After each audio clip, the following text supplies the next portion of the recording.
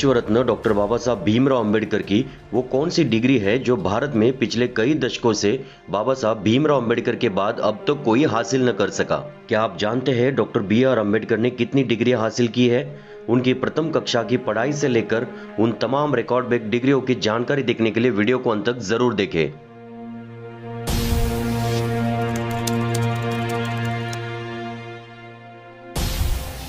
Doctor Ambedkar ने भारतीय संविधान की रचना में प्रमुख भूमिका निभाई है। इसी के साथ उन्होंने अपनी विद्वत्ता की छाप समाज के हर क्षेत्र पर छोड़ी है। अधिकतर लोग डॉक्टर अंबेडकर को केवल भारत के संविधान निर्माता के रूप में जानते हैं और कुछ लोग उन्हें एक दलित नेता के रूप में जानते हैं, परंतु यह पूरा परिचय नहीं है, ये तो अंश मात्र परिचय है। वास्तव में वे एक लोकप्रिय भारतीय विधिवेत्ता, राजनीति तज्ञ, चिंतक, विचारक, समाज सुधारक, अर्थशास्त्री, प्रतिभाशाली एवं जुझारू लेखक और राष्ट्रभक्त थे।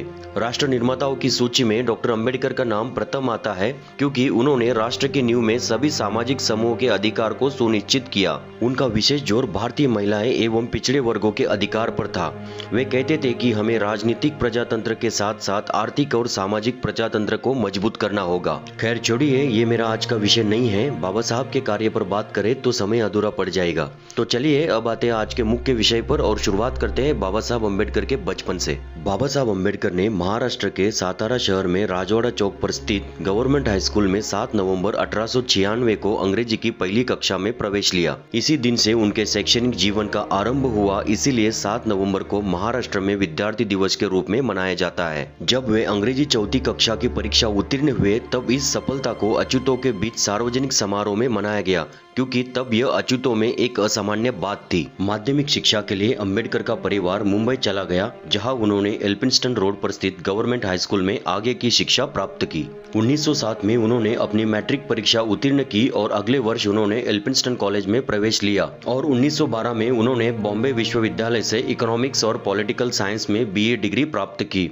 इस स्तर पर शिक्षा प्राप्त करने वाले अपने समुदाय से वे अकेले व्यक्ति थे। इसके बाद वे बड़ौदा राज्य सरकार के साथ काम करने लगे और आगे 1913 में अम्बेडकर 22 साल की आयु में अमेरिका चले गए, जहां उन्हें बड़ौदा के महाराज सयाजीराव गायकवाड़ द्वारा स्थापित एक योजना के तहत न्यूयॉर्क शहर स्थित कोलंबिया विश्वविद्यालय में शिक्षा का अवसर प्रदान हुआ। बड़ौदा सरकार द्वारा उन्हें 3 साल के लिए छात्रवृत्ति प्रदान की गई थी। सन 1915 में बाबा साहब ने कला शाखा से MA परीक्षा पास की, जिसमें मुख्य विषय अर्थशास्त्र था और का research thesis ancient Indian commerce यानी प्राचीन भारतीय वाणिज्य था। इसी के साथ बाबा साहब ने सोशल साइंस, एंथ्रोपोलॉजी, हिस्ट्री और पाली जैसे विषयों का भी अध्ययन किया। सन 1916 में दूसरा रिसर्च थीसिस प्रस्तुत किया, national dividend of India, A historic and analytical study. इसी के साथ 1916 में ही तीसरा research thesis evolution of provincial finance in British India प्रस्तुत किया। बाबा साहब के इस संशोधन के लिए उन्हें कोलंबिया यूनिवर्सिटी ने 1916 में PhD इन इकोनॉमिक्स से सम्मानित किया। इस डिग्री के बाद डॉक्टर बाबा साहब भीमराव अंबेडकर के नाम के आगे मानद डॉक्टर की उपाधि के कारण उन्हें भारत में उच्च शिक्षित व्यक्तित्व से पहचान मिली। बाबा साहब को 3 वर्ष तक की अवधि के लिए मिली हुई छात्रवृत्ति का उपयोग उन्होंने केवल 2 वर्षों में अमेरिका में पाठ्यक्रम पूरा करने में किया और 1916 में वे लंदन गए, क्योंकि बाबा साहब की पढ़ने की भूख अभी थमी नहीं थी। बाबा साहब ने लंदन स्कूल ऑफ इकोनॉमिक्स में प्रवेश लिया, जहाँ उन्होंने अर्थशास्त्र में पोस्ट डॉक्टरेट की थीसिस पर काम करना शुरू किया। लेकिन जून 1917 में विवश होकर उन्हें अपना अध्ययन अस्थायी तौर पर बीच में ही छोड़कर भारत लौटना पड़ा, क्योंकि बड़ौदा राज्य से उनकी छात्रवृत्ति समाप्त हो गई थी।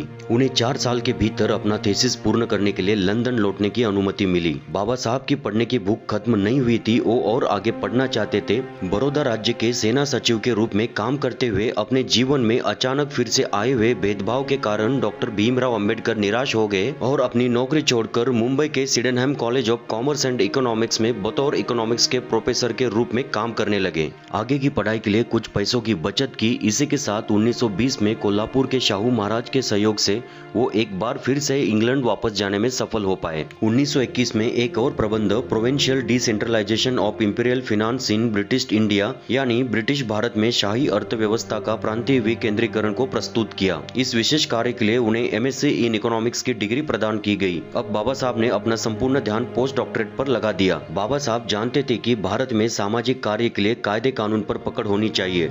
इसीलिए उन्होंने लंदन के ग्रेस इन कॉलेज में बैरिस्टर की पार्ट टाइम पढ़ाई के लिए एडमिशन लिया। 1922 में उन्हें ग्रेस इन कॉलेज ने बार एट लॉ की डिग्री प्रदान की और उन्हें ब्रिटिश बार में बैरिस्टर के रूप में प्रवेश मिल गया। हालांकि ज्यादातर लोग बाबा साहब को बैरिस्टर के पेशे से ही जानते हैं, लेकिन बैरिस्टर की डिग्री बाबा साहब ने अर्थशास्त्र के पढ़ाई के साथ पार्ट टाइम हासिल की हुई डिग्री है। वैसे तो 1922 में ही बाबा साहब ने पोस्ट डॉक्टरेट के लिए प्रबंध प्रस्तुत किया, द प्रॉब्लम ऑफ रूपी, its origin and it's solution, यानी रुपयों की समस्या, इसकी उत्पत्ति और इसका समाधान, जिसमें अंग्रेजों की गलत आर्थिक नीतियों पर आक्रामक हमला किया और इसी के कारण उनके प्रबंध को मान्यता नहीं मिली। लेकिन बाबा साहब की विद्वत्ता के सामने हार मानते हुए उन्हें अगले साल 1923 में इकोनॉमिक्स में डॉक्टर ऑफ साइंस की डिग्री से सम्मानित किया गया। अध्ययन पूर्ण कर भारत वापस लौटते हुए भीमराव अंबेडकर 3 महीने जर्मनी में रुके, जहां बॉन विश्वविद्यालय में उन्होंने अर्थशास्त्र का अध्ययन किया। अब बाबा Saheb Bhimrao Ambedkar BA, MA, PhD, MSc, DSc और बार एट लॉ जैसे 6 डिग्रियों के साथ भारत के सबसे प्रतिभाशाली विद्वान बन गए थे।